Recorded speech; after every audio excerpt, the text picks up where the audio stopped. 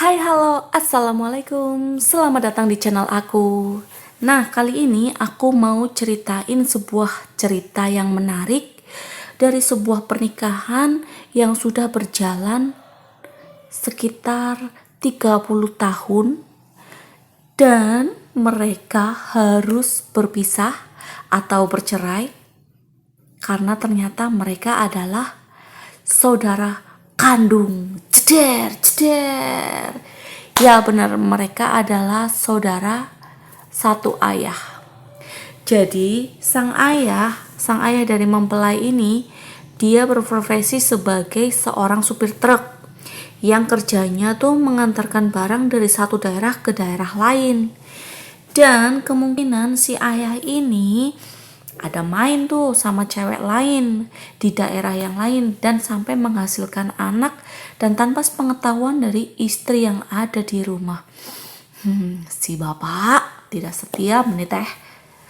Nah, singkat cerita, jadi di awal pernikahan ini sebetulnya ada hal yang ganjil karena nama ayah dari sang mempelai wanita dan sang mempelai pria itu sama. Tapi mereka berpikir, mungkin ini hanya kebetulan saja. Banyak kok yang namanya sama. Ada si Iwan, si Bambang, si Agus, banyak kok. Dan kata orang Jawa, mungkin ini yang dinamakan jodoh.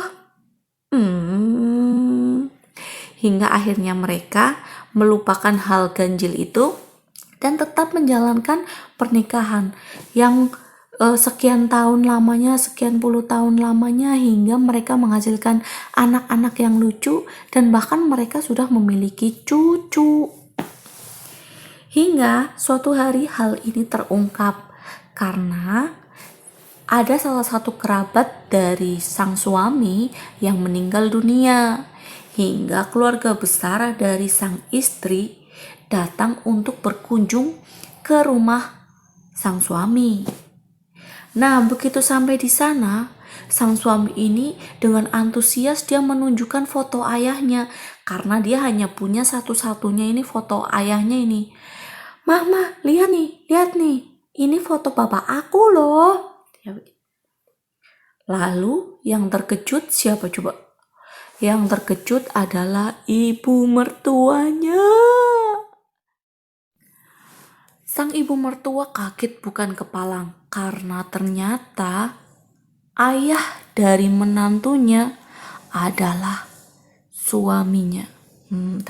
Ayah dari menantunya adalah suaminya. Wah, cocok tuh dijadiin judul sinetron.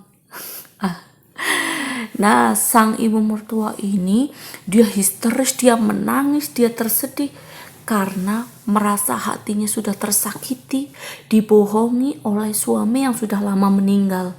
Bahkan sampai akhir hayatnya, sang ibu mertua ini nggak tahu kalau si suami ini sudah mengkhianati cinta tulusnya. Gemes sama laki-laki yang doyan selingkuh.